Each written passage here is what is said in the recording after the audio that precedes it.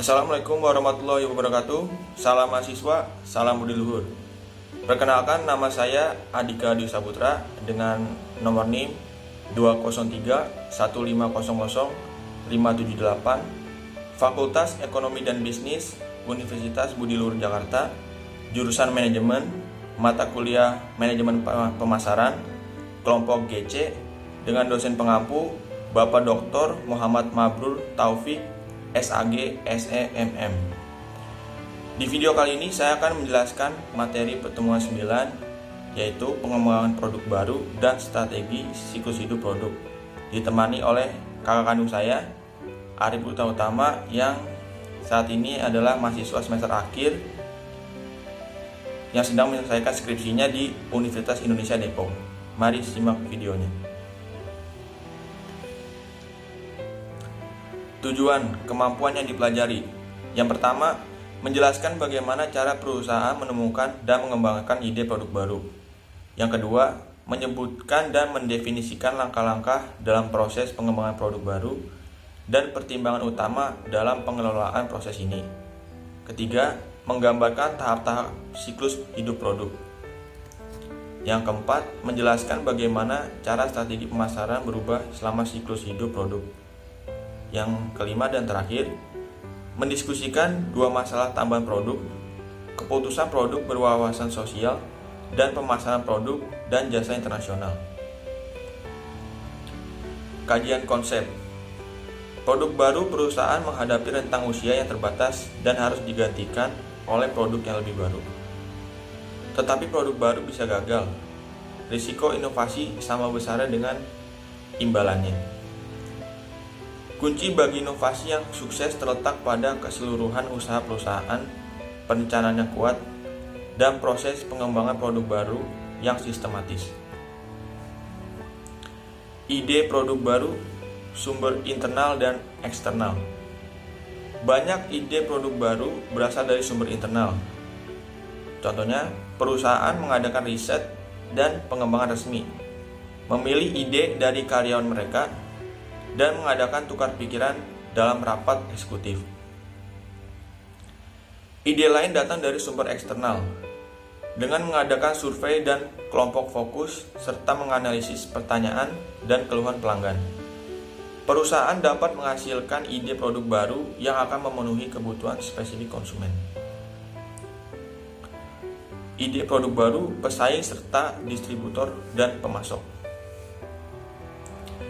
Perusahaan melacak penawaran pesaing dan menginspeksi produk baru, memilih produk, menganalisis kinerja produk, dan memutuskan apakah mereka akan memperkenalkan produk yang sama atau produk yang lebih baik. Distributor dan pemasok berada dekat dengan pasar dan dapat menyalurkan informasi tentang masalah konsumen dan kemungkinan produk baru. Proses pengembangan produk baru. Yang pertama, idea generation atau penciptaan ide. Tahap pertama dalam pengembangan produk baru adalah dengan menciptakan atau mengenerate ide atas sebuah produk baru. Dalam mengenerate ide atas produk baru, perusahaan harus mengikuti sistematika proses penciptaan ide produk baru. Secara umum, dalam tahap awal proses penciptaan ide ini akan mampu menghasilkan banyak sekali ide produk baru.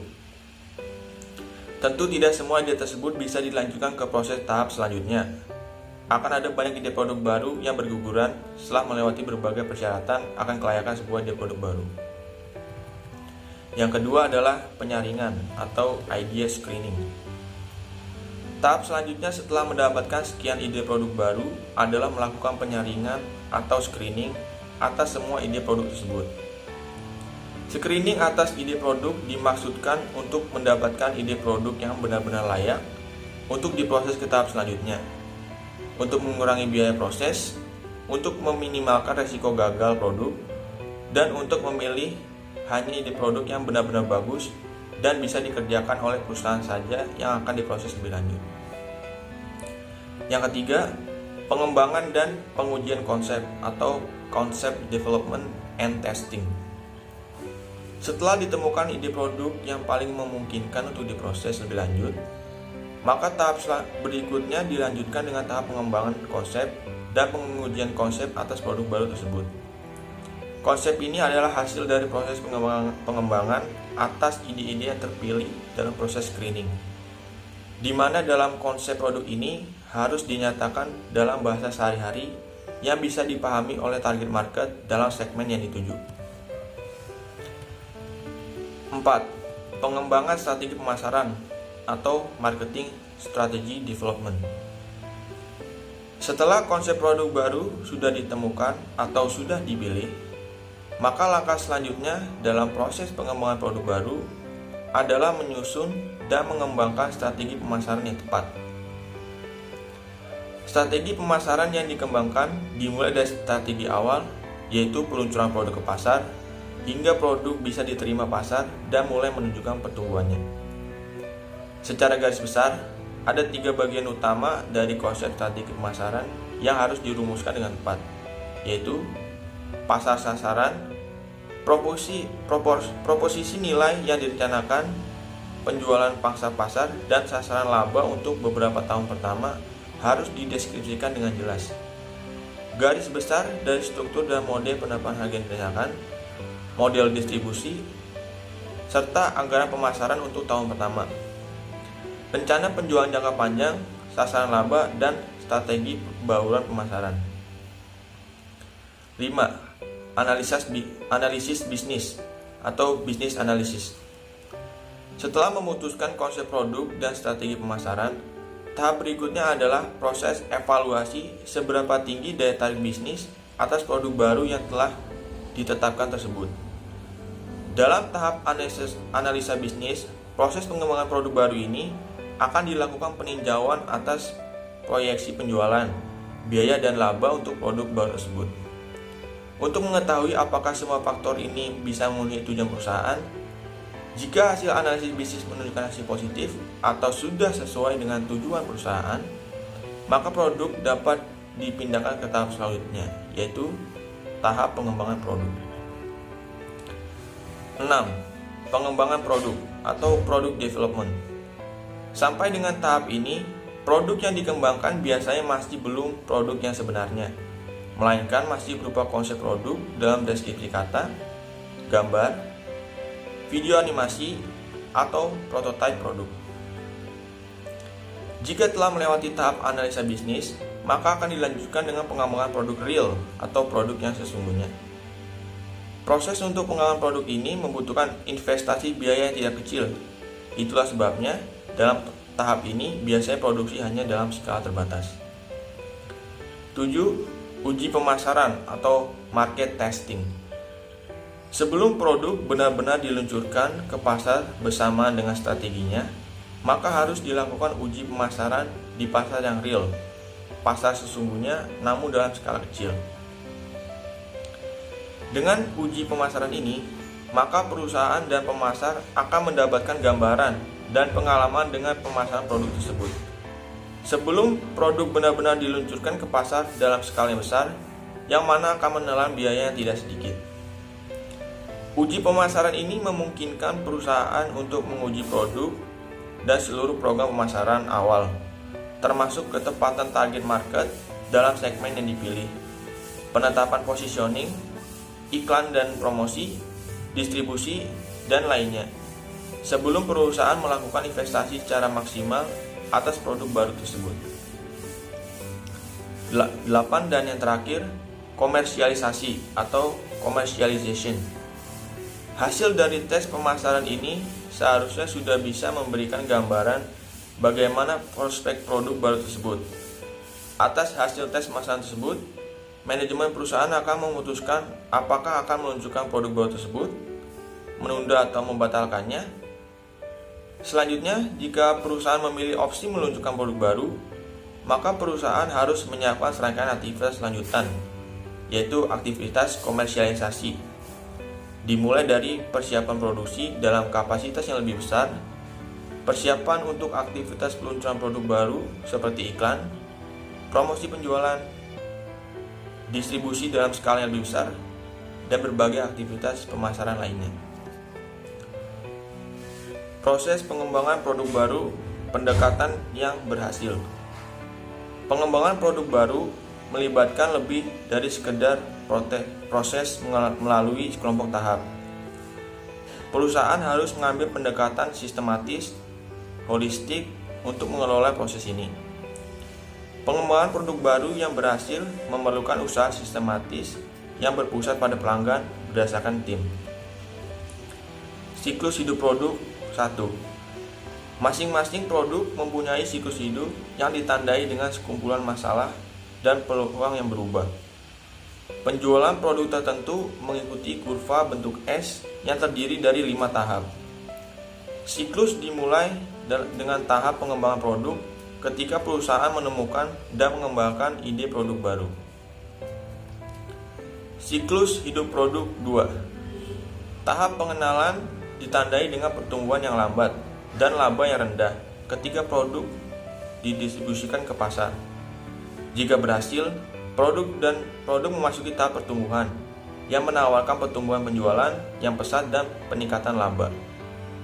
Berikutnya, tahap kedewasaan ketika pertumbuhan penjualan melambat dan laba stabil. Siklus hidup produk 3. Terakhir, produk memasuki tahap penurunan di mana penjualan dan laba menurun. Tugas perusahaan selama tahap ini adalah mengenali penurunan dan memutuskan apakah perusahaan harus mempertahankan, memanen, atau menyingkirkan produk. Perubahan strategi pemasaran selama siklus hidup produk 1. Dalam tahap pengenalan, perusahaan harus memilih strategi peluncuran yang konsisten dengan positioning produk yang dimaksudkan. Banyak uang yang dibutuhkan untuk menarik distributor dan membangun persediaan mereka dan memberitahu konsumen tentang produk baru dan mendapatkan percobaan. Dalam tahap pertumbuhan, perusahaan terus mendidik konsumen dan distributor potensial. Perubahan strategi pemasaran selama siklus produk 2. Selanjutnya, perusahaan berusaha untuk tetap memimpin persaingan dan mempertahankan pertumbuhan pasar yang cepat dengan meningkatkan kualitas produk, menambahkan fitur dan model produk baru, memasuki segmen pasar dan saluran distribusi baru, mengubah iklan dari membangun kesadaran produk menjadi membangun keyakinan dan pembelian produk, dan menurunkan harga pada saat yang tepat untuk menarik pembeli baru. Perubahan strategi pemasaran selama siklus hidup produk 3. Dalam tahap kedewasaan, perusahaan terus berinvestasi untuk mendewasakan produk dan mempertimbangkan modifikasi pasar, produk, dan bauran pemasaran. Ketika memodifikasi pasar, perusahaan berusaha meningkatkan konsumsi produk. Ketika memodifikasi produk, perusahaan mengubah beberapa karakteristik produk seperti kualitas, fitur, atau gaya untuk menarik pengguna baru atau menginspirasi lebih banyak penggunaan. Perubahan strategi pemasaran selama siklus hidup produk 4. Ketika memodifikasi bauran pemasaran, perusahaan berusaha meningkatkan penjualan dengan mengubah satu atau lebih elemen bauran pemasaran. Setelah perusahaan menyadari bahwa produk telah memasuki tahap penurunan, manajemen harus memutuskan apakah mereka akan mempertahankan produk tanpa perubahan, berharap perusahaan pesaing akan keluar dari pasar, memanen produk, mengurangi biaya, dan berusaha mempertahankan penjualan, atau menyingkirkan produk, menjualnya ke perusahaan lain, atau melikuidasi produk pada harga sisa. Masalah tambahan produk, tanggung jawab sosial. Masalah pertama adalah tanggung jawab sosial. Tanggung jawab ini meliputi masalah kebijakan publik dan peraturan yang melibatkan tindakan meraih atau membuang produk, perlindungan hak paten, kualitas dan keamanan produk, dan jaminan produk. Masalah tambahan produk, tantangan internasional. Masalah kedua yaitu melibatkan tantangan khusus yang dihadapi pemasar produk dan jasa internasional. Pemasar internasional harus memutuskan berapa banyak biaya yang diperlukan untuk menstandarkan atau menyesuaikan penawaran bagi pasar dunia.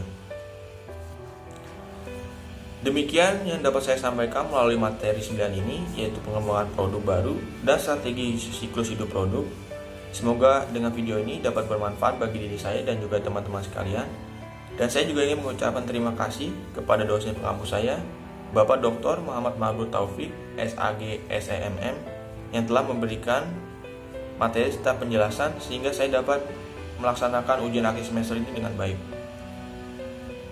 Saya Adika Dwi Saputra undur diri. Terima kasih atas kesempatan dan waktunya. Sampai bertemu di lain kesempatan. Salam mahasiswa dan salam budi luhur.